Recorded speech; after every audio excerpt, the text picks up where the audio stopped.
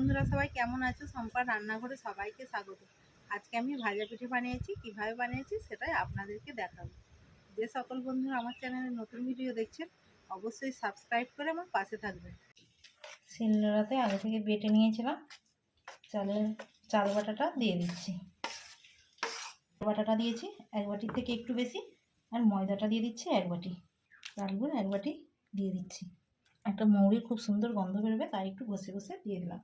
এগুলো দিয়ে ভালো করে মেখে নিচ্ছি। অল্প অল্প জল দিয়ে ব্যাটারটা তৈরি করে নিচ্ছি। ব্যাটারটা খুব মোটাও নয় আর খুব পাতলাও নয়, ভাজা পিঠের জন্য এইরকম ব্যাটার তৈরি করে নিচ্ছি। এক চামচ